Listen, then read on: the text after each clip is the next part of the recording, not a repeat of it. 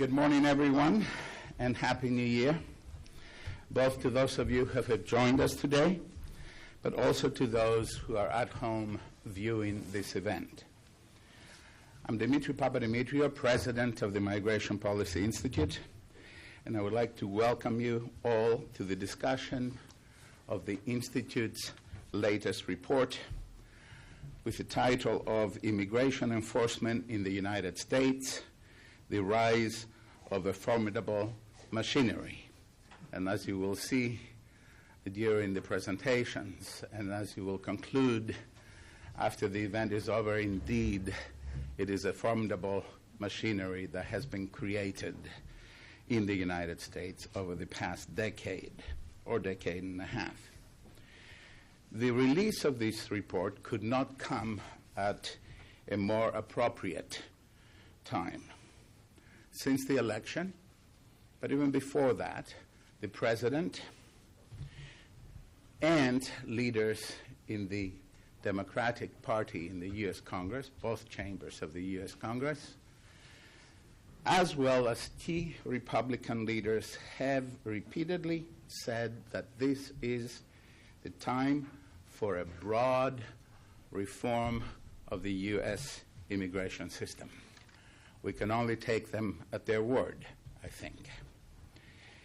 If this were to indeed take place, it would end a 10-year deadlock with repeated failed attempts in reforming the system, most notably the failures of 2006 and 2007. Undergirding these failures has been deep skepticism shared by many analysts, some advocates, and significant portions of the U.S. population about the ability and will of the U.S. government to enforce the law at the borders and in the U.S. interior. This so-called demand for enforcement first led the Migration Policy Institute and my colleagues on the panel to invest in understanding as well as it is possible the investments, effectiveness, and consequences, including the human consequences of the nation's deep commitment to enforcement and the rule of law, once more, both at the border and at the nation's interior.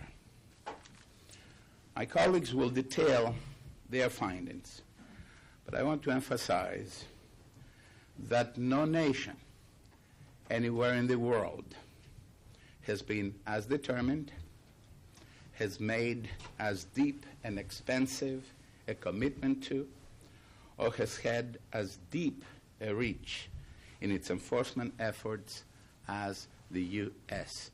has had. A reach that spans from local courtrooms and jails all the way to the ability of would-be travelers to the United States to actually be able to travel to the United States, including be able to really get on a plane to come to the United States. An extension of U.S. borders well beyond the physical borders of the United States. This is not the first time that the Migration Policy Institute has really delved deeply into enforcement issues.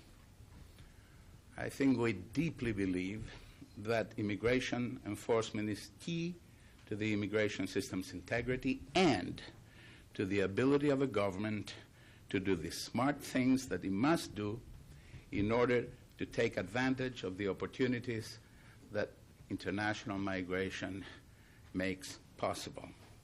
In fact, we have issued major report going back almost to the beginning of the Migration Policy Institute, now 11 years ago, with reports following 9/11, in-depth investigations and reports of the visa system, and a series of reports on the evolution of enforcement systems and cooperation transatlantically. Today's report is in that tradition and details the extent to which and the reach that our enforcement efforts have actually enabled us to do. And make no mistake, and as my colleagues again will show, it is indeed a system that we now have, a system in which the whole is bigger, much bigger than the sum of its parts. Let me tell you a bit about the choreography of the event and the order in which our speakers will present their findings. I will say a couple of words about each one of them and the topics that they will address. We'll start with Doris Meissner, a Migration Policy Institute Senior Fellow and Director of the U.S. Immigration Program. And for those of you who might not know, the Immigration Commissioner under the Clinton presidency. Doris will present the overview of the report and the report on border enforcement and data systems. She will also summarize the conversation after her colleagues have spoken. The second speaker is Muzaffar Chisti, Director of the Migration Policy Institute's office at New York University Law School, who will present the parts of the report that deal with workplace enforcement and the interplay with the criminal justice system. The third speaker will be Don Kerwin, who is the Director of the Center for Migration Studies in New York and a non-resident fellow at the Institute. Don will be talking about detention and removals.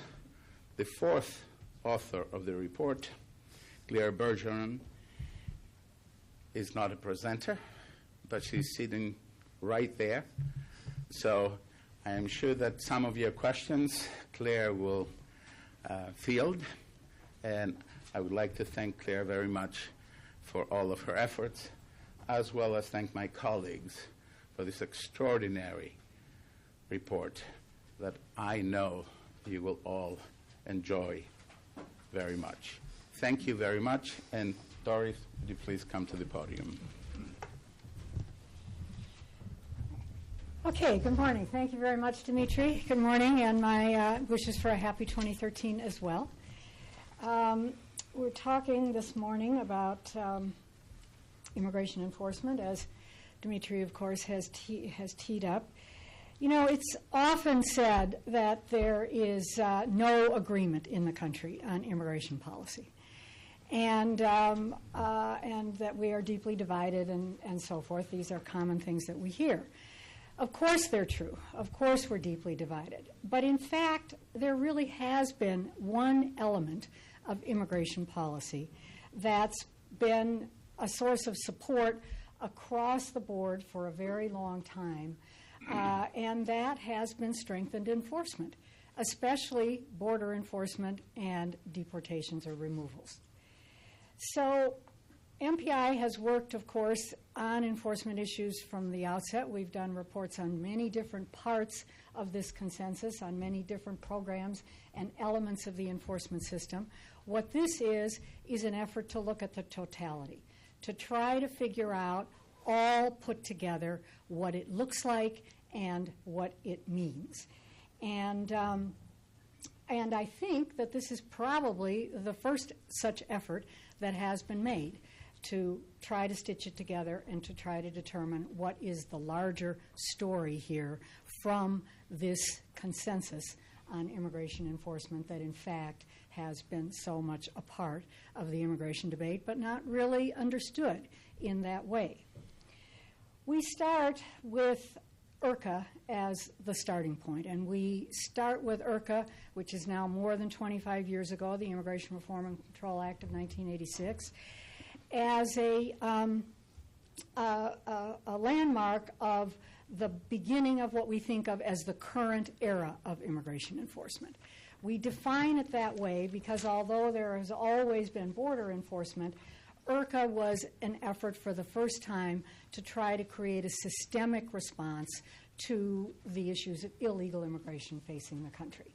And of course, that systemic response was to attempt to strengthen border enforcement, combine it with employer sanctions to create employer accountability within the country, and that, of course, balanced by a legalization program. We all know that IRCA was only partially successful, and it was more successful on the legalization side than it was on the enforcement side. So that starting point is a starting point, but it obviously was insufficient to meet the demands of enforcement during the past 25 years. I think the next important development has been legislation that passed in 1996, really two pieces of legislation, but we think of them as the 1996 laws. And they added very strong statutory powers to the enforcement regime and strengthened enforcement through statutory changes. They included many mandates, which you'll hear more about subsequently, but many of the mandates that they did include became important only more recently in the last 10 years rather than right after the 1996 laws, such things as employer verification, mandates for entry-exit requirements, expedited exclusion, and many others date from that time. 9/11, of course, was the next pivotal event. And 9/11, of course, is pivotal because it embedded national security into every aspect of immigration enforcement. It led to the creation of DHS and the breakup of INS into 3 enforcement agencies.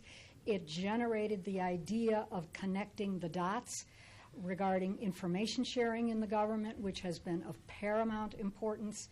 And it generated enormous funding for at least a decade, including for immigration enforcement functions and agencies. So that brings us to the present. And the present, when you look at that picture, adds up to a story where both Republicans and Democrats in leadership roles, both in the administration and in the Congress, for more than 25 years, have supported strengthened immigration enforcement. What's emerged is what we think of and call a machinery. This report maps and it traces the rise of that machinery, hence the title of the report, and the look that we gave it, which is of an engineering manual. This is really a visual that tries to express what it is that we see in looking at the developments of the last 25 years. Now, that's an enforcement machinery that rests on what we see as 6 pillars. The 6 pillars, which are listed on your cover, are somewhat familiar and somewhat non-familiar. The familiar pillars are ones that we've heard of for many, many years: border enforcement, employer enforcement, detention, and removal. But the 3 additional pillars, which are perhaps newer or less well understood, but very important to this overall story and to the operation of this machinery, are visa and travel screening, information and interoperability of database systems, and intersections between the immigration enforcement system and the established criminal justice system. So we've organized this report around these 6 pillars. Each of the pillars, we devote a chapter to each of the pillars. In each of the chapters, we lay out for you all of the programs that make up that pillar, and we look at what is the known information about the results of those programs. What is it that they have generated? What is it that they have produced? All of the information is drawn from public sources. We did not work with any government agencies on this. This is all public information. It's a question of amassing it, stitching it together, and trying to figure out what it is that it actually says.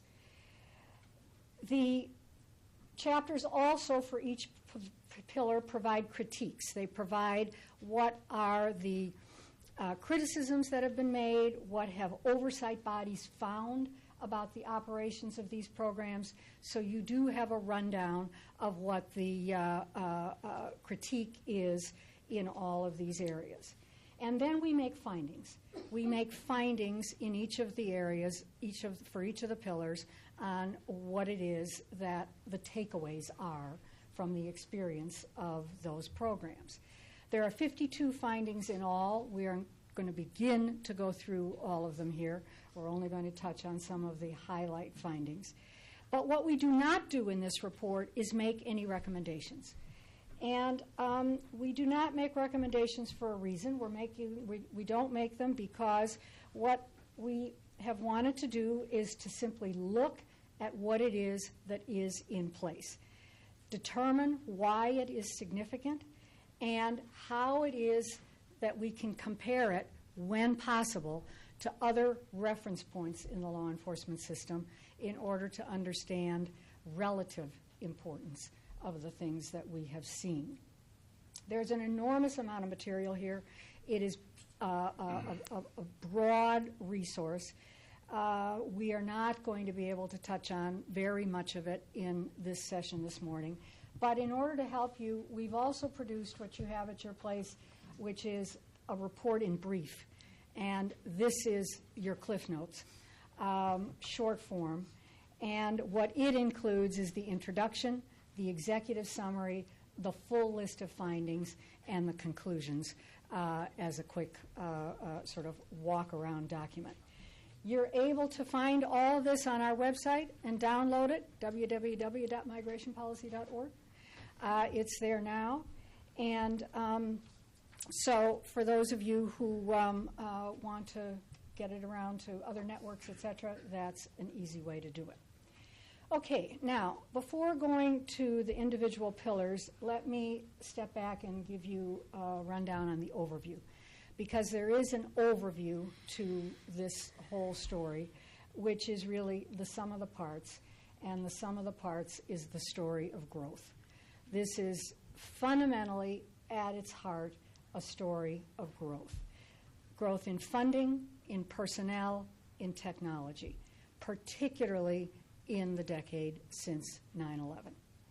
So what we see from that story of growth are some rather dramatic, what we think of as top-line findings.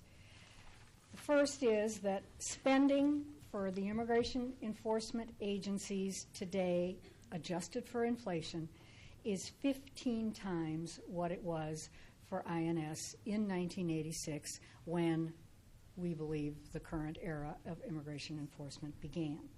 That is a conservative estimate, and if anybody wants to parse that with us later, we would be happy to talk you through how it is that we came to that estimate, but it is a conservative estimate. Most likely the spending is somewhat, possibly considerably more than what it is that we've estimated.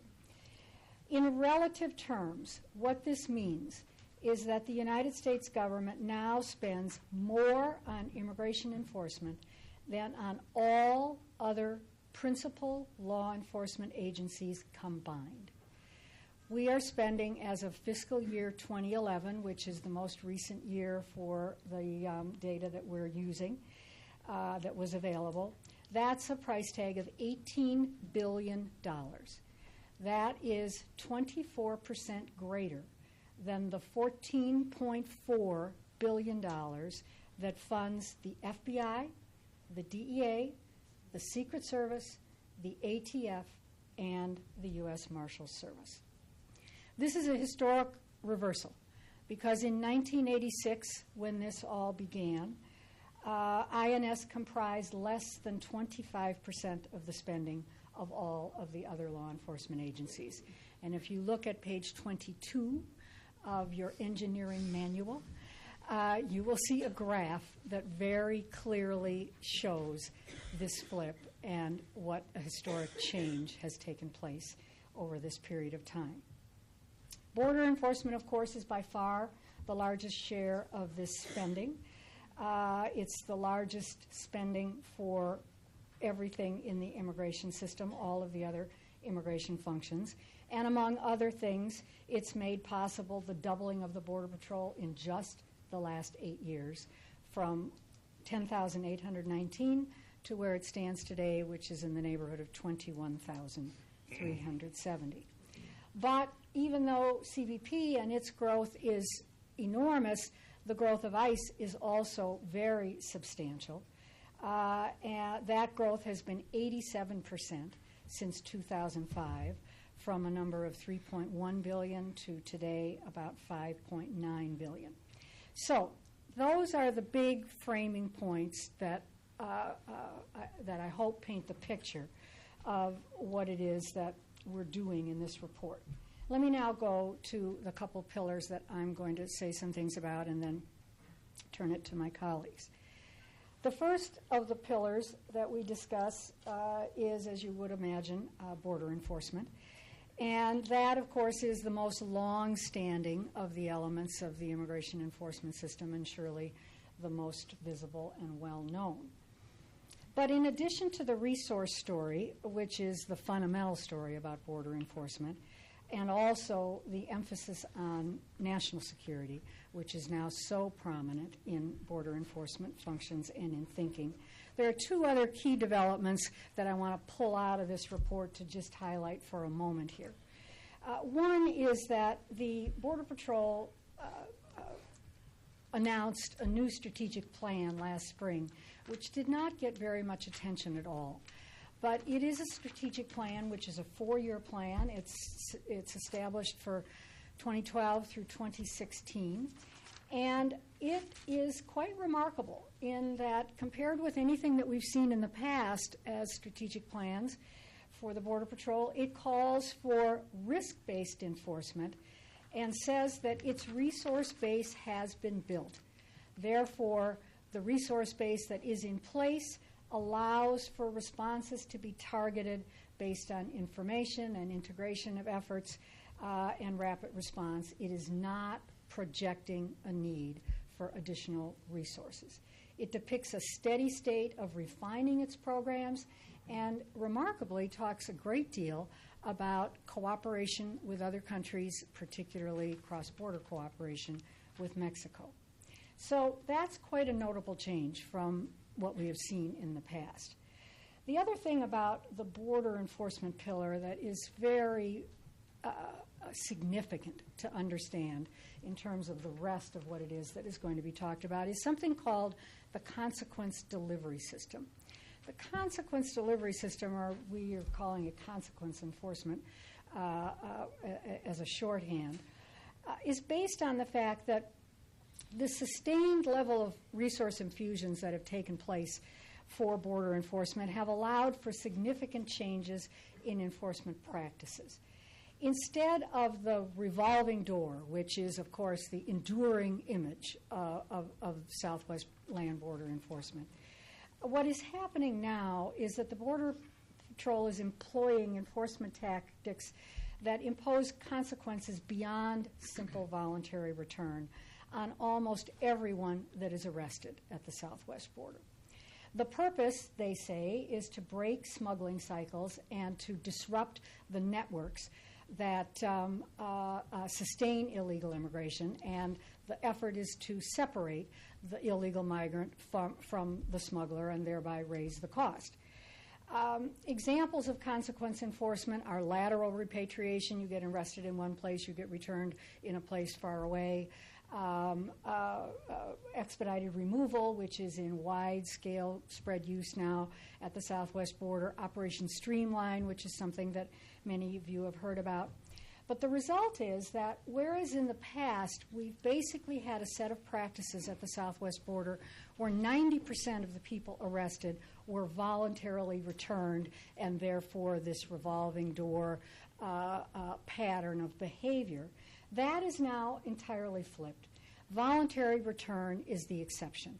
It is being used only by and large in humanitarian cases under special circumstances. It is the exception, not the rule.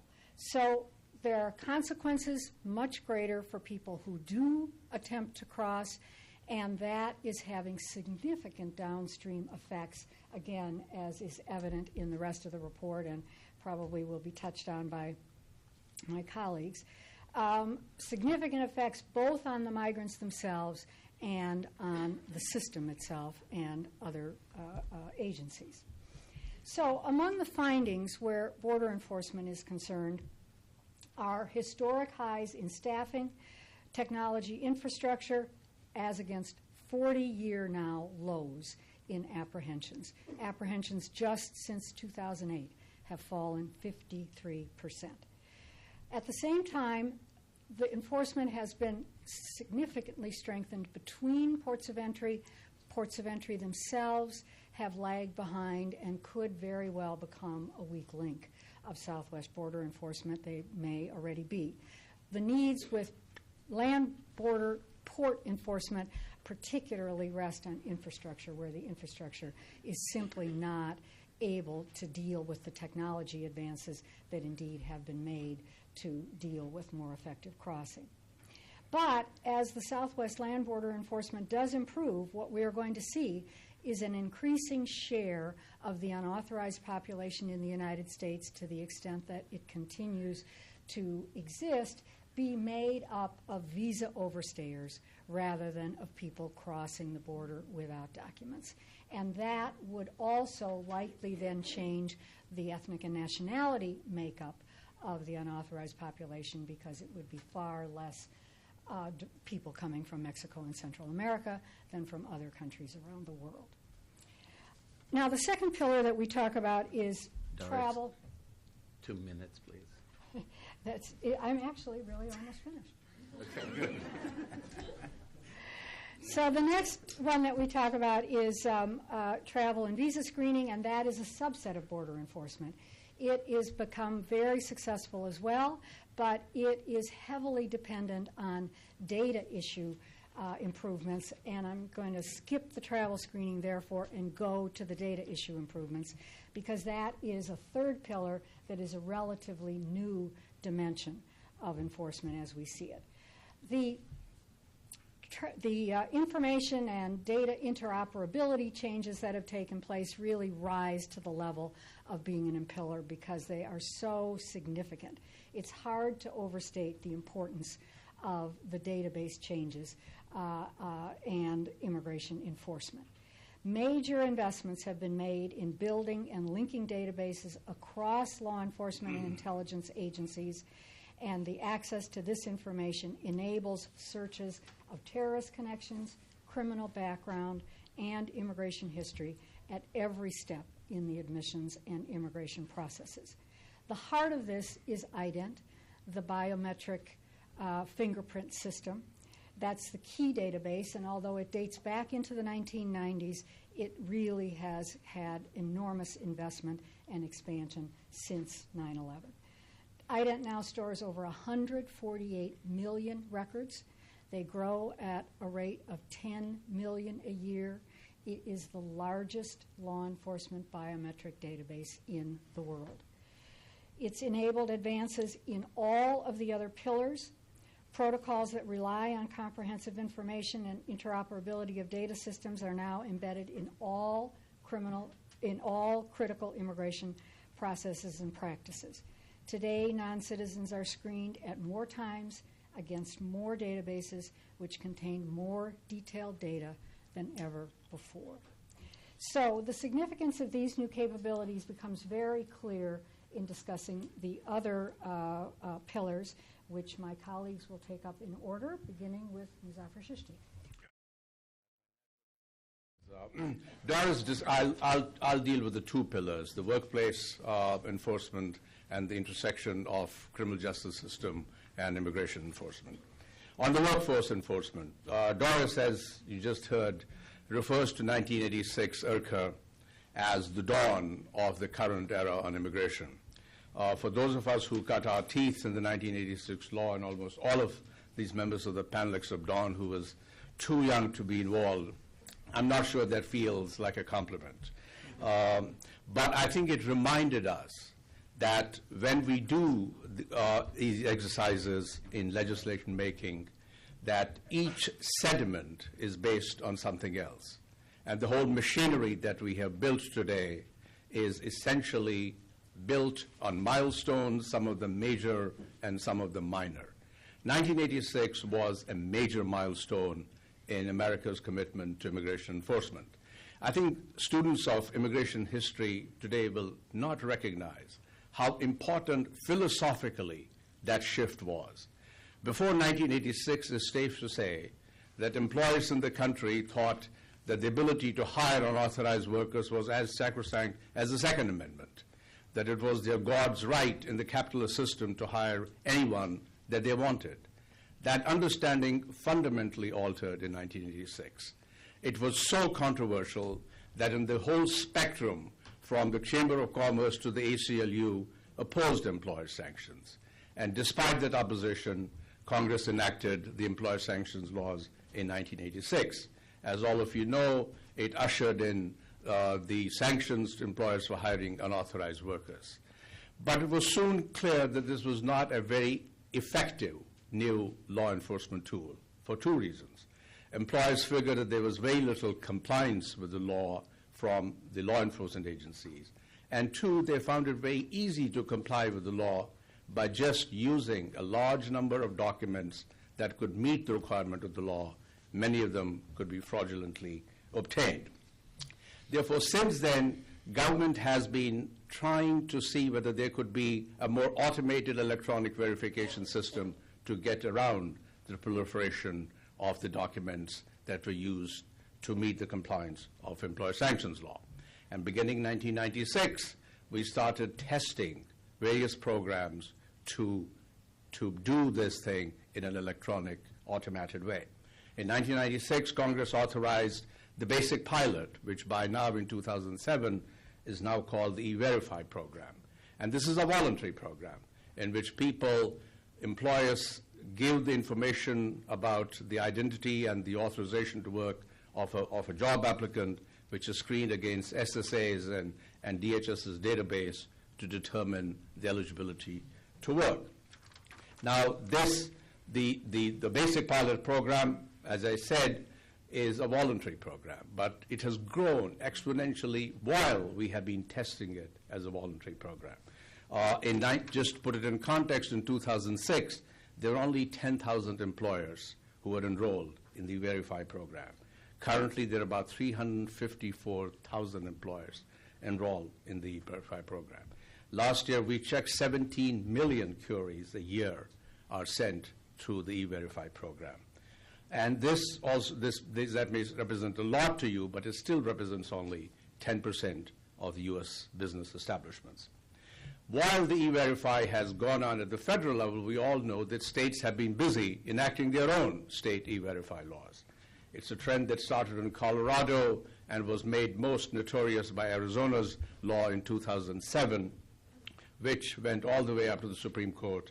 And in 2011, July, the Supreme Court upheld the legality of the state EVerify laws, with the result that today there are 19 states in the country which allow some or all employers to be enrolled in EVerify.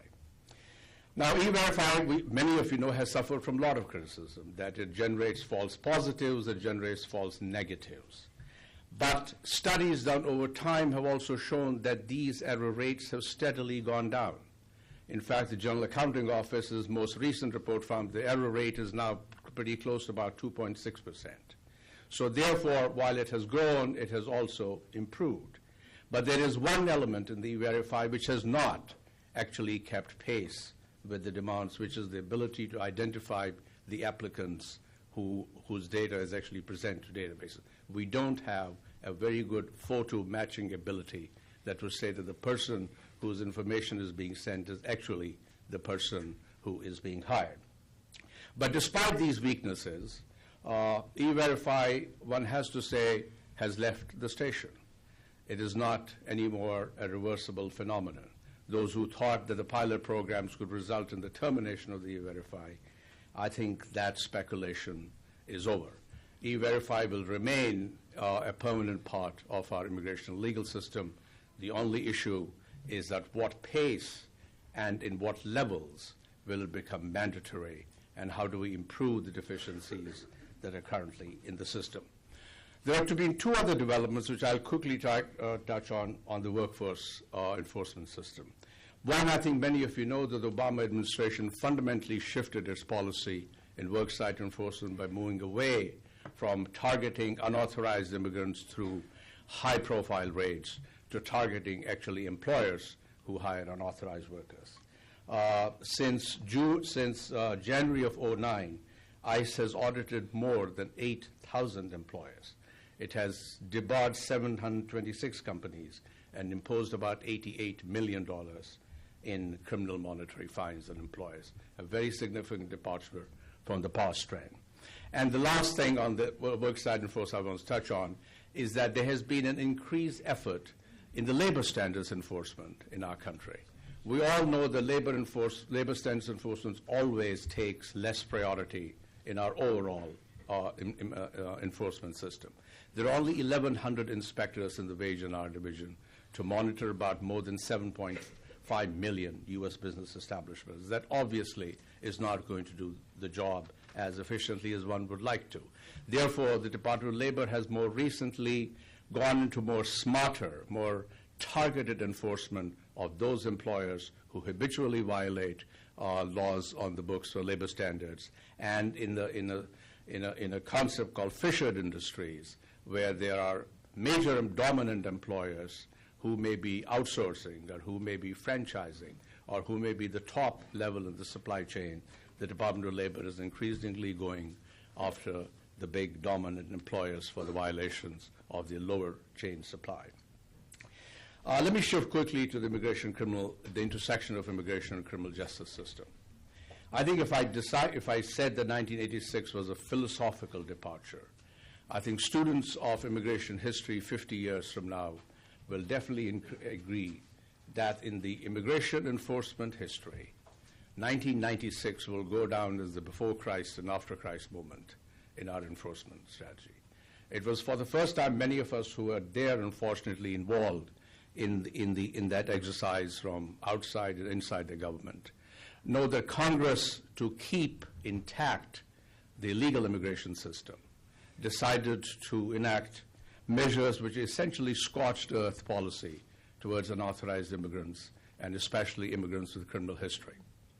And it unleashed in the process an extraordinary, unprecedented intersection between our criminal justice system and immigration enforcement. Clearly unprecedented in immigration history. I would like to say it's also unprecedented in almost any enforcement regime in our history. And it did by a series of developments, which many of you are familiar with them. I summarize them as 5 developments which have led to the trend, which has produced the number of removals in the country today, which Don will talk about. The first is that we made more immigration violations that used to be civil violations into federal crimes. We impose new initiatives and funding target those crimes for prosecution which were now made crimes. And we increase the number of federal and state crimes which have the automatic consequence of removal from the country. Fourth is that we remove the discretion of immigration judges to consider positive equities that could be taken into account before someone could be removed from the country. And last is that we initiated new programs, mostly cooperative federal and state and local programs, where we funnel criminal suspects and criminal convicts into the removal machinery.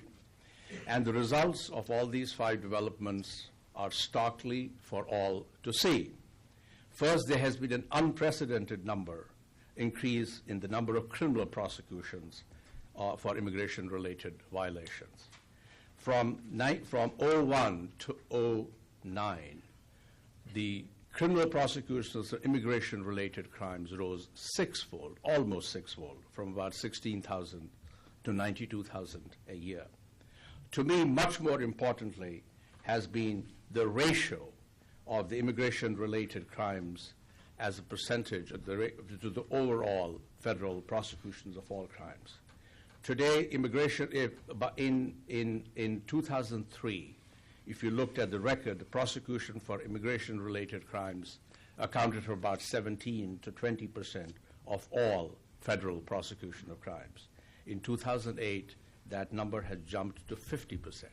That 50% of all federal prosecution of crimes are now related to immigration. To put this in context, I'll cite only three findings that we made. That if we look at today, the CBP, the Custom and Border Patrol people, refers more cases to the U.S. attorneys for criminal prosecution across the country than the FBI does. If you put the CBP and ICE together, they refer more cases for criminal prosecutions than all of DOJ's law enforcement agencies combined, the list that Doris recited for you. There are 5 federal judicial districts along the U.S.-Mexico border, which our crackerjack research assistants have found account for 10% of the U.S. population. They now account for half of all federal felony prosecutions in the United States. Now, many people believe that the spike in federal prosecutions is the result of a program called Operation Streamline that Doris referred to. It's a DHS program that started in one border district in 2005. Today, it has been extended to 6 of all 9 districts on the border. It's a scheme in which magistrate judges hear cases of federal immigration violations en masse. There are group hearings held, at the end of which people are removed from the United States. The DHS calls it the zero tolerance policy towards unauthorized immigration and wants to treat everyone who crosses without, makes an entry illegally to the funnel. Obviously, it cannot prosecute everyone, but the numbers of about 30,000 cases a year go through the Operation Streamline. The second phenomenon that has happened is that, as I mentioned, is there's been an increase in the state and federal crimes that have the automatic consequences of removal. I mean, we know U.S. has not historically been very receptive to criminal aliens. But till recently, we only used to remove people who committed major crimes. These were crimes of moral turpitude, domestic violence, substance abuse. But in 1996, we added a category called aggravated felonies. It's a term of art which is peculiar to immigration law. It has by now come to include about 50 separate crimes in 21 different categories. Many of them are minor crimes, some are even misdemeanors. And Congress, in its wisdom, decided to apply the aggravated felony provision retroactively. So today, there are a large number of long-standing immigrants, many of them lawful permanent residents, who are being removed from the country for crimes and some minor crimes that they committed many years ago. As important as the legislative developments of increasing these the definition of crimes are the new cooperative agreements between states, localities, and the federal government for screening suspects for their removal. And all of you know that these are the famous programs of the Criminal Alien Program, the 287G program, the Secure Communities Program, and the Fugitive Operation Program. Just to put it in the context, the funding for these programs, which has actually really shocked me, that the funding of these programs from 2004 to 2011 has risen from 23 million to 690 million. Those of you who do the math, that's about 2,900% change in the funding of these programs. And obviously, the results are here to see. We have seen a huge growth in the Criminal Alien Program, which now puts about half of all the people in immigration detention in the country. The the Fugitive Operation Program has grown about 10 times in the last 8 years. And today, only about 28% of people, unfortunately, through the Fugitive Operation Program are criminal fugitives. The 287G program which is scaling down, still operational about 57 jurisdictions, has also scaled up tremendously in 2006 to 2008, mostly in the southeast sector of the country.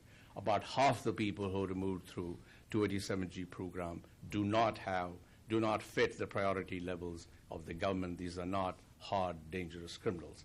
And the last program, which I'll conclude with, which is the most recent entry to this collection of cooperative programs, but has now become the most dominant, is the Secure Communities program. Launched in 2008 in one jurisdiction, today it covers about 3,074 jurisdictions. It will become universal all across the country by March of 2013.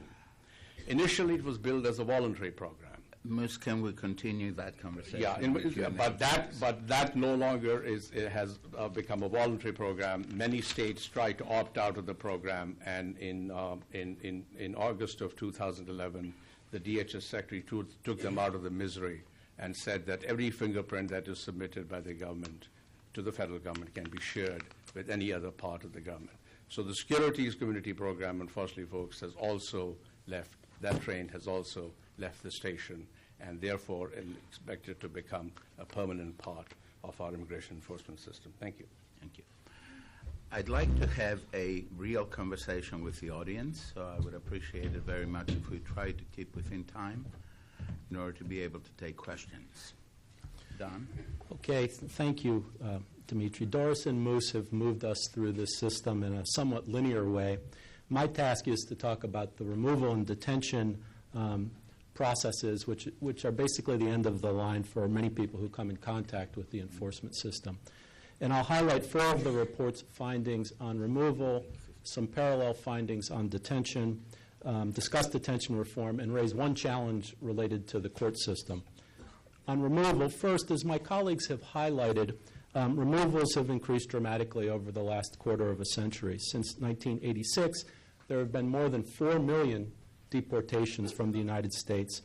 Between FY 1990 and FY 2012, the removals rose from 30,000 a year to almost 410,000 per year. Of all the enforcement pillars, removals have the greatest impact on immigrant families and communities. One telling statistic from the report is that ICE has reported 46,486 non-citizens with a U.S. citizen child who were removed over just a 6-month period in 2011. Removals have risen steadily over many administrations, Democratic and Republican, but they've certainly accelerated in recent years. The last 4 years have seen about 1.6 million removals. And I think many have questioned why an administration that's devoted to comprehensive reform would remove the greatest number of people of any administration in U.S. history.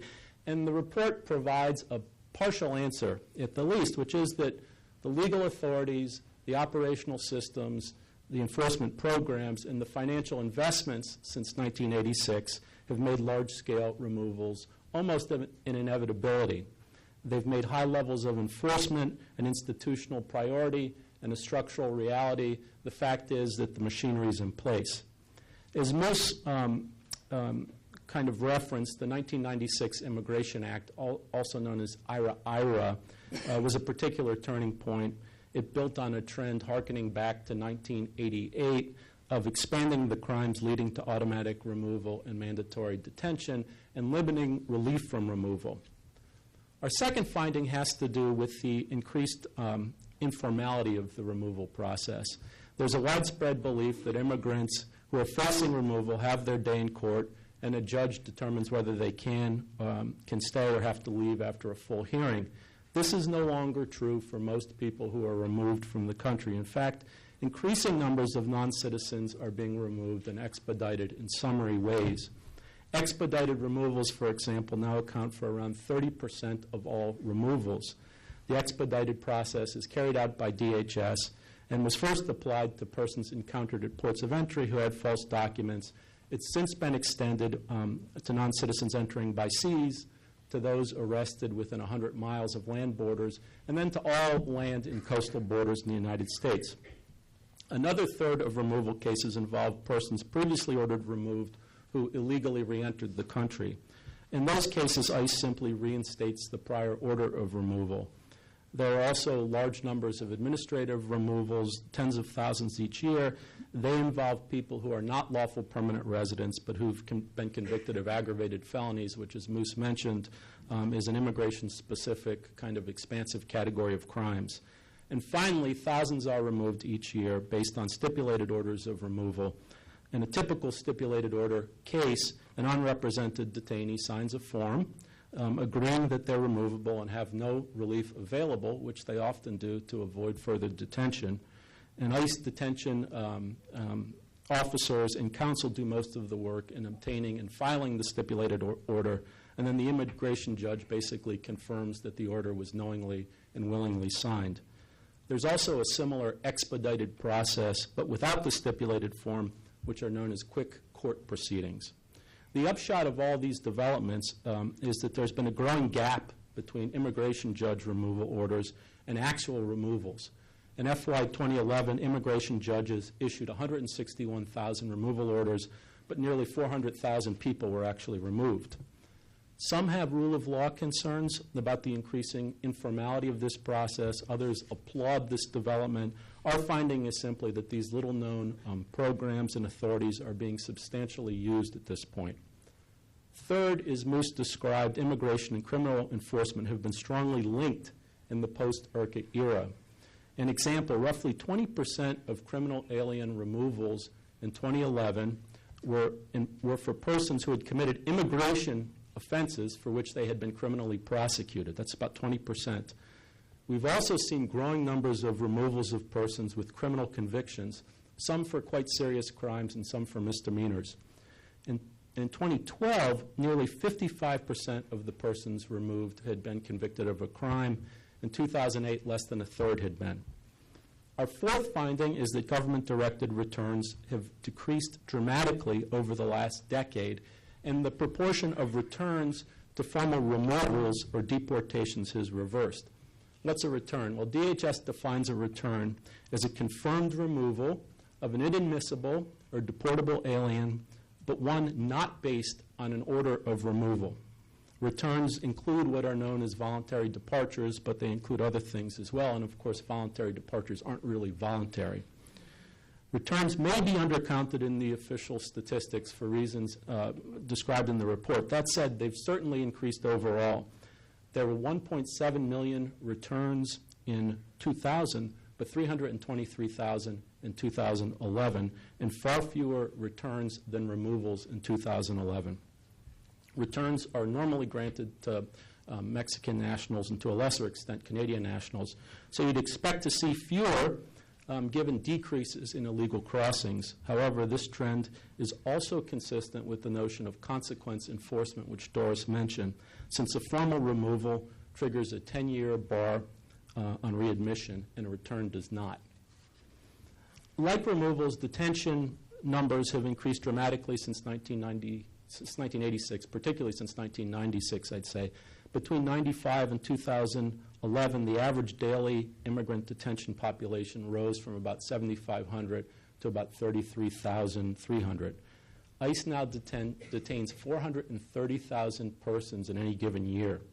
To give you a sense of the system's size, the Bureau of Prisons holds more prisoners per night than ICE does immigrants, but BOP holds fewer people over a year than ICE does.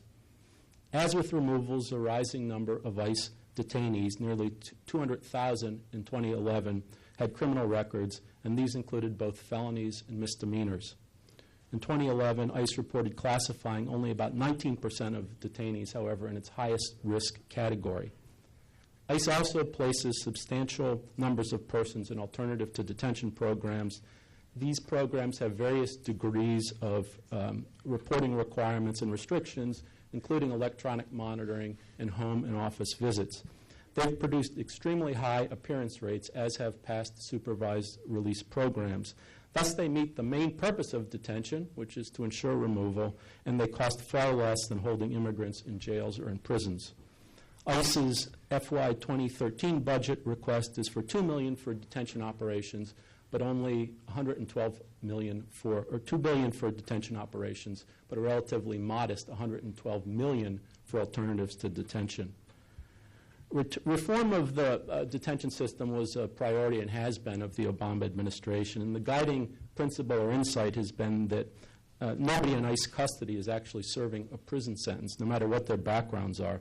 So the idea has been to transform a prison-like system into one in keeping with ICE's civil detention authorities and the civil detainees that it keeps. The challenges that DHS is facing and have faced are immense. In 2009, at the outset of this process, the ICE detention system consisted of around 350 facilities, mostly contract facilities with states, localities, and for-profit prisons, and most privately administered. So oversight has been a major challenge. Another challenge has been the broad mandatory detention rules and ICE's interpretation of those rules that prevent it from releasing persons who, with appropriate conditions, would not be a flight risk. ICE treats even the most restrictive of its programs as alternatives to detention, not alternative forms of detention, which would open up those programs to mandatory detainees. And a final challenge has been the lack of experience and expertise of immigration officials in administering a program of this complexity, diversity, and size. Unlike BOP, this isn't what DHS was mostly built or structured to do. As part of its reform efforts, DHS has expanded alternative programs, created a risk assessment tool to determine who's a flight risk or a danger to others, and where to place individual detainees within the system, revised its immigration detention standards to make them more performance-based, extensive, and detailed, centralized management of its contract facilities, and took steps to better monitor and enforce contract compliance, and also terminated dozens of detention contracts and renegotiated others, and opened the first civil detention facility in Karnes, Texas. These have been very significant steps. However, many groups have raised concerns, including the American Bar Association most recently, that the emerging system will still be governed by standards developed for prisoners in pretrial custody and not for civil detainees, and that most detainees will still be held in prisons or prison-like settings. Finally, a couple of quick points on the immigration court system. It operates out of DOJ's Executive Office for Immigration Review. There's 59 courts, slightly less than 260 judges, and a budget of about $300 million per year. Compare that to the $18 billion of the CBP and ICE budgets. The court system doesn't dispense perfect justice or afford full due process protections. No system does. One due process challenge has been that 85% of detainees and 50% of all cases in removal are unrepresented, and yet having counsel has been showed to substantially influence case outcomes, as does the particular judge assigned to the case.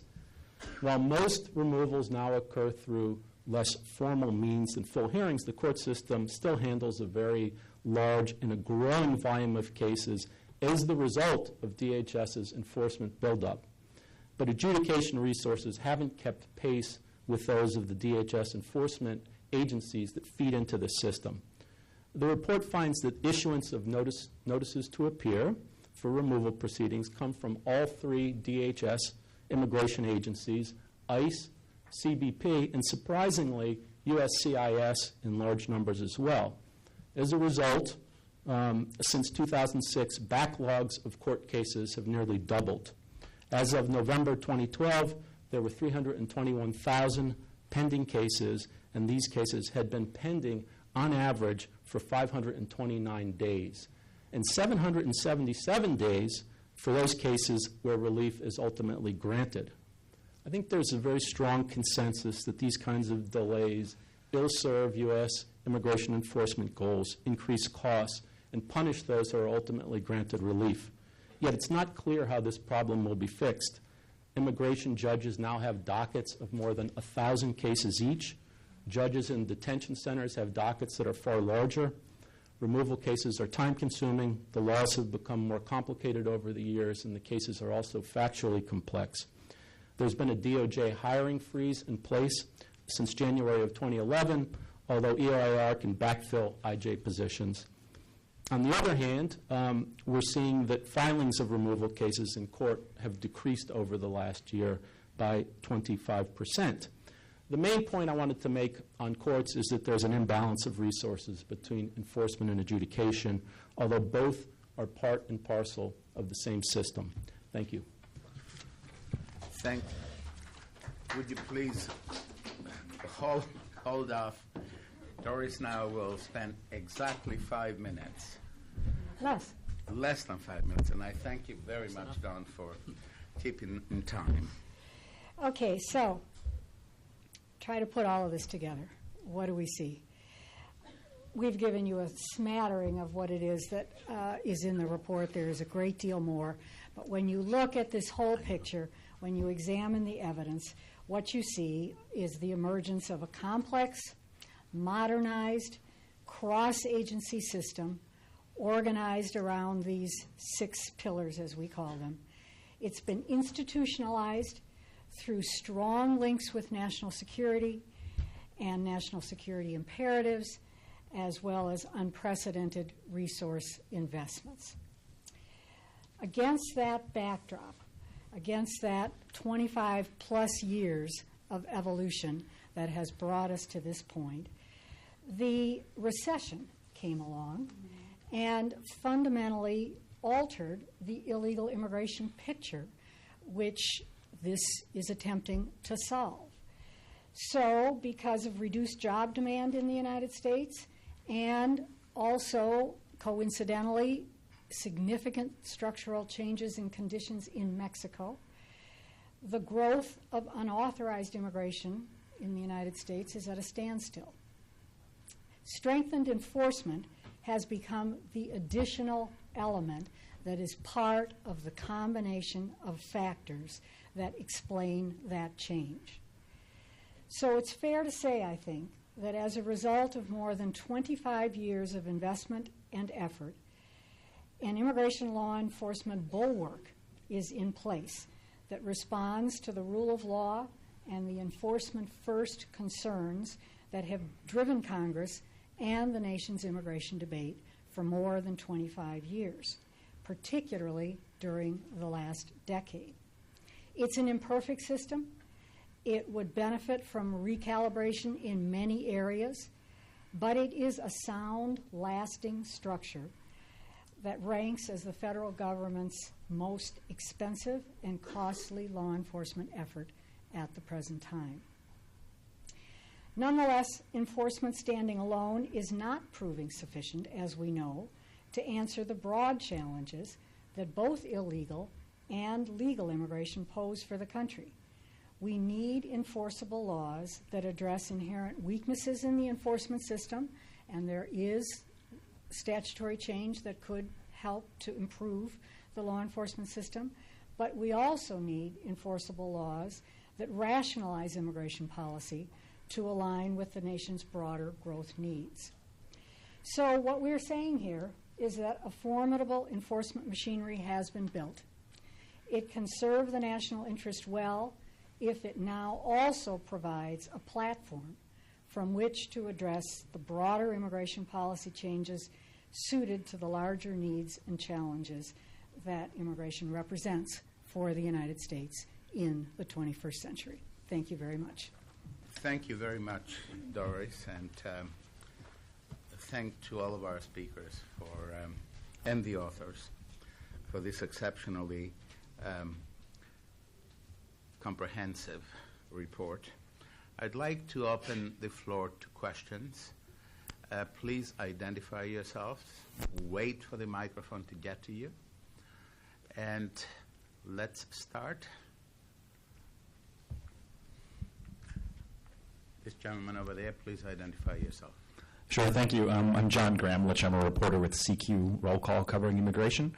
And my question is just, given the debate that is expected here in a few weeks on Capitol Hill, I'm wondering whether expanded pathways to legal status for those here illegally, how would that change the cost calculus going forward? Do you expect this growth in cost to continue, or are there ways to slow it? Who wants to take this? I think I would. I'll take it because I think that one of the things that we didn't talk about is the fiscal realities that are very much now part of the enforcement picture. I don't think that there's any question, but that the funding of immigration agencies and enforcement functions is going to, it's probably not going to decrease, but it is certainly likely to be on a straight line. So straight line funding leads to far more focus on efficiency and effective programs, looking at outcomes, measuring, assessing, evaluation, et cetera. And that keeps you within the box of what is presently going on, so I think that's going to be happening in any event. But obviously, if the Congress decides on a much bigger redesign of immigration, there will be very strong cost implications, and there will be different ways that this enforcement machinery can be used to enforce the law, but also to implement changes and relieve some of the pressure on some of the enforcement that it presently is doing. If I may piggyback on this question, and perhaps others can weigh in, because that's an extremely important question. I think, Doris, you're basically saying that inertia alone suggests that we're going to continue with very large numbers, removals, detention, et cetera. But if I could add another variable, which is not just the issue of resources alone, but the issue of change in methodologies as we move to risk management methodologies, both in terms of interior enforcement and border enforcement. Are we not likely to see perhaps less indiscriminate detention and deportations of people, and the formula which has already been shifting, in favor of deporting real bad actors to continue to go upwards? I think you see that in all of what it is that the enforcement agencies are expressing. You certainly see that in what the Border Patrol is talking about for its next period. Definitely ICE, in its effort to manage its deportation and removal responsibilities, has tried very hard to target and determine what are the high priorities. But if, referring to the question, if you, let's just talk about the elephant in the room. If the Congress decides on a legal status program of some kind, that removes an enormous number of people from the potentially removable population, and underscores much more fully what you're saying, Dimitri, which is that the people who can't qualify for that are likely to have a criminal background of some kind, and then that becomes very much a more concentrated effort where interior enforcement is concerned. John? Yeah, just to talk from the perspective of the court system, it seems to me that broad reform could change a lot, depending on how it's structured, of course. And what you might see, of course, is a lot of cases getting closed, administratively closed in court. But I would say that in the long term, then the cases become more complex, and they kind of may not return to the same level, but they may be those tougher cases that Doris and Dimitri have mentioned. More questions? Please, ma'am. I'm wondering if you could explore to what extent you found that the oversight or accountability mechanisms for this, enforcement machinery have kept pace with the actual growth of the enforcement machinery, beyond the judicial review, but other oversight or accountability mechanisms. My name is Shana. I'm with the U.S. Jesuit Conference. Thank you. But I take it by that you mean Inspector General reports, internal audit efforts, et cetera. It's hard to say. In the first place, there have been such high rates of growth, high percentage rates of growth. I mean, when agencies grow at levels of 20, 25, 30% in a budget year, and that has happened in some of these years in the last decade, you can't ever, the accountability mechanisms never can keep up with that. So I think that we can probably just infer that there has not been the kind of oversight. But in addition to that, it's also the case that these agencies are not terribly transparent, nor is DHS particularly transparent. So the degree to which there may be oversight taking place or not is not something that is easy to determine from, given the research that's available. There certainly are lots of GAO reports, lots of Inspector General reports. They're all detailed in our footnotes and so forth. But there are unquestionably programs and not particularly program results and use of funds and outcomes research, overall metrics, et cetera, that just haven't been developed and need to be developed. Thank you, Doris. Moose, you want to I just want to add just a quick, I think I agree with what Doris has said, that given the pace at which these programs have been introduced, especially after 9/11, it's been very difficult for oversight to catch up with the growth, frankly. But I think despite those, that comment, I think you have to give credit to the General Accounting Office and the Office of Inspector Generals that despite a time when Congress was giving more money to these agencies for doing even what they asked for, that they have actually tried to provide some modicum of oversight. The 287G program, which we talked about, obviously did reform as a result of the General Accounting Office report. The ICE then did create a more uniform memorandum of understanding, which created a little more targeted approach towards than it did before. I think the Office of Inspector General has also similarly looked at the secure communities program as it has gone forward. These are new programs, many of them. The most important ones are really very fresh. So we haven't seen, I think, the kind of results that we would normally see. I would just say on the detention system that I think that there have been there's been a good faith effort, and certainly oversight and accountability has been a focus. But the system is so broad, immense, diverse, dispersed that the word is really out on whether it's going to be successful or has been successful. And we're at kind of an early stage of reform as well. The lady over there, and would you please raise your hand this way I can put you down on my list? Thank you. Yes, my name is Marjorie Zatz. I'm a professor at Arizona State University. This question is primarily for Dawn, and it follows on what you were just saying. In December, ICE announced there some new alternatives to detention policies and approaches. And I know it's early and all you can do is speculate, but I'm wondering what you think what changes that might make in the patterns that you've been identifying and particularly consequences for families. Well, I think people don't understand the immensity of the alternative to detention system. It's now about 18,000 people, last we heard, and the last statistics we had were from early 2011, 18,000 people per night in the alternative system. In terms of assuring people's appearances in court and ensuring removals, it's been a highly successful system, 94% appearance rates, as have past community supervision types of programs. So these kinds of programs work, and I think the funding for them is they're obviously way more cost effective and also more humane, although very restrictive, some of them, with home detention and office and home visits.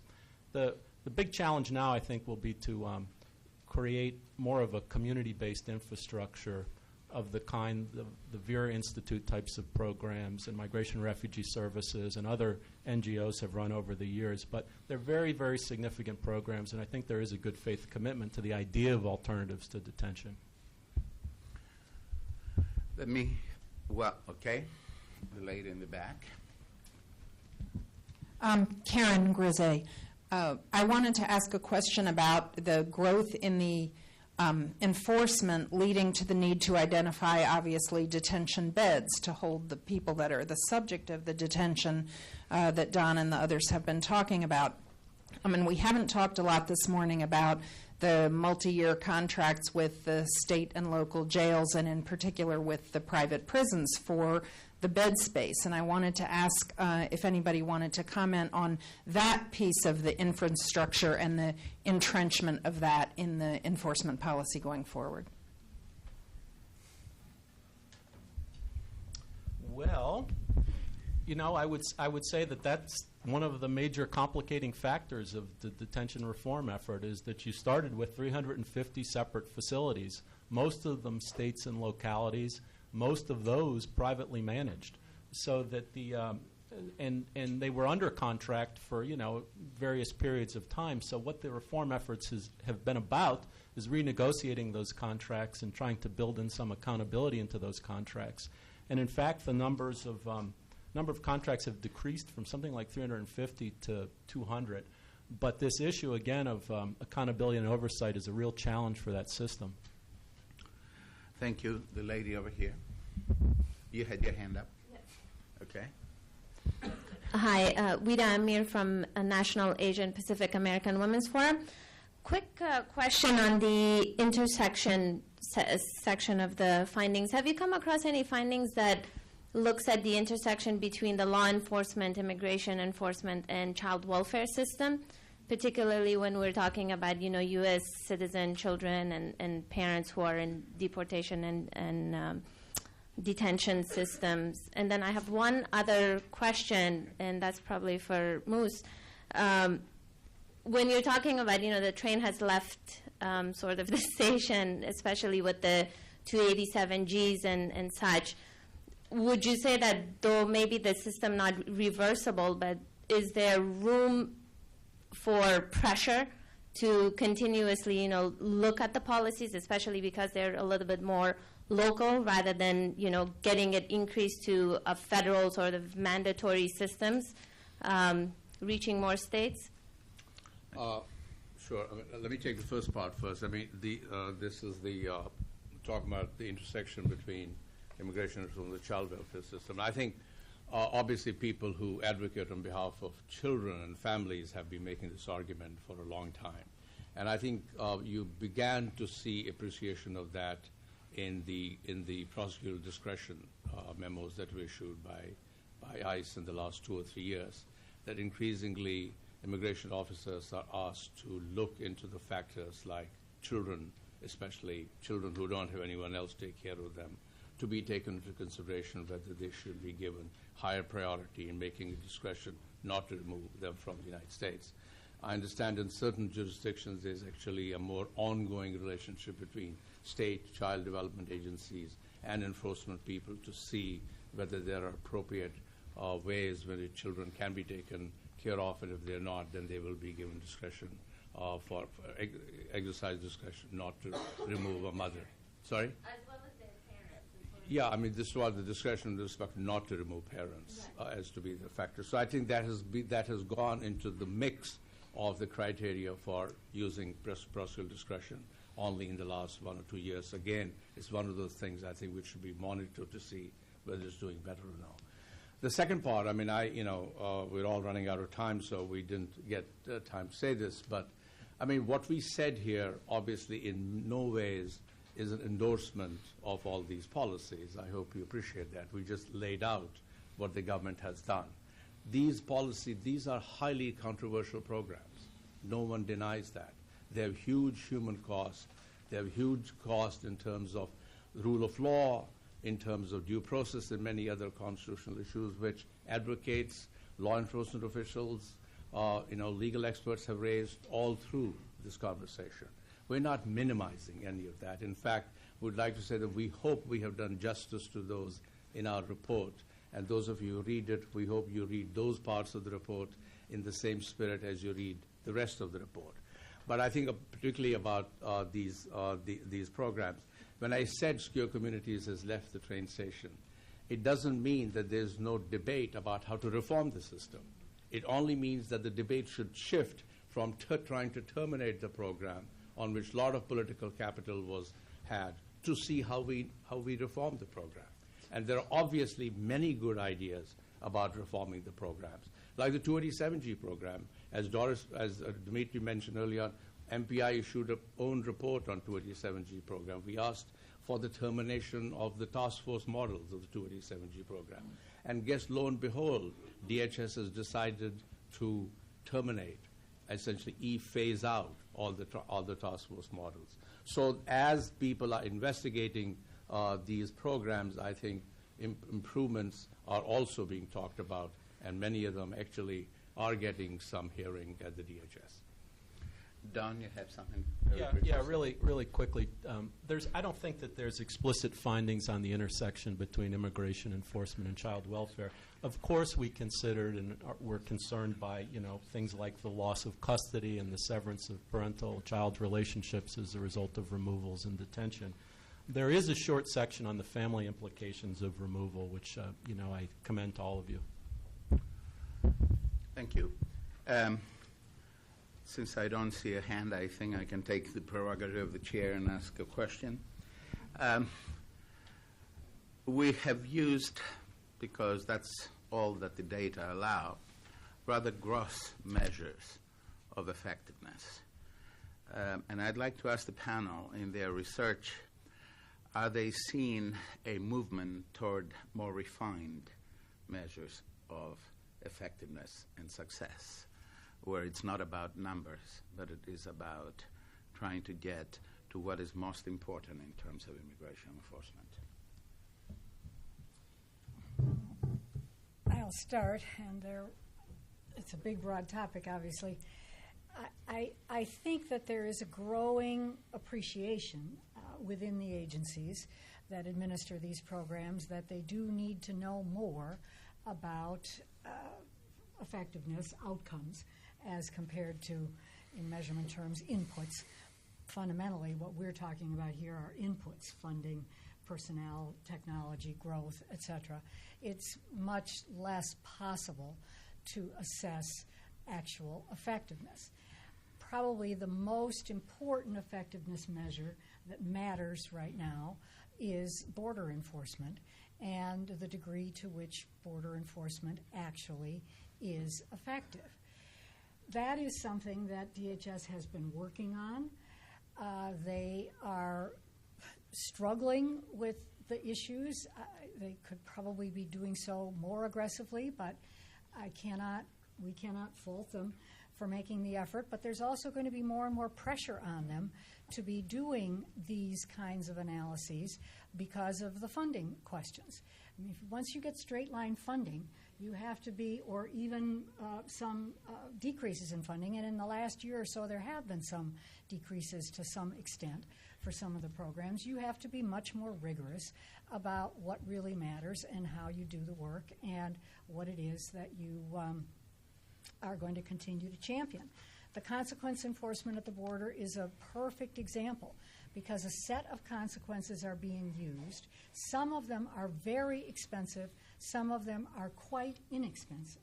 If you accept the idea of consequence enforcement, you then need to ask yourself which of these consequences best determines deterrence, and if that coincides with the most expensive, of course, then you have an argument for the most expensive, but it might coincide with the less expensive ones.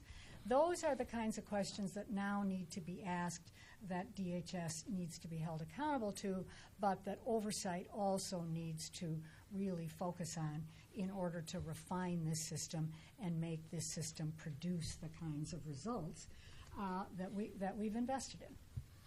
Thank you very much, Doris. I'll make one final observation and then we'll close. One of the things that Doris alluded to, but the report is very strong on, is issues of data interoperability. The day, and that has, again, positives and negatives.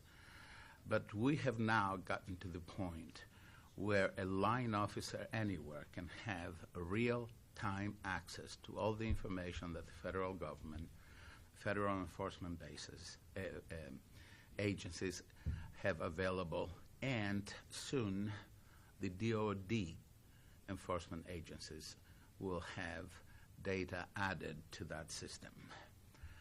The liberating aspect of it is that people at the border, or even as we extend the border beyond the border, will be able to make almost instant decisions about who should come in and who should not. I will leave the other concerns about such interoperability of systems, for another discussion. I'd like to thank everyone for attending this event. I'd like to thank my colleagues here for fine presentations, the authors for a great report, and on behalf of all of them and the Migration Policy Institute, thank you for coming out, and thanks to our viewing audience.